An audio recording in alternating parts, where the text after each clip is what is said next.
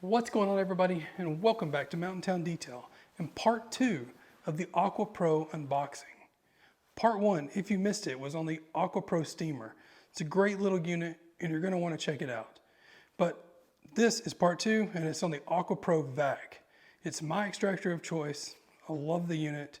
I use it in my everyday detail business and I want you to check it out too. So we're going to unbox it where you can check out everything that's included in the box and how awesome the unit really is. If you like the unit or the steamer, I'm going to leave a link in the description below where you too can purchase it. Let's go ahead and get into the unboxing of the Aqua Pro Vac. You're not going to want to miss this. Let's go.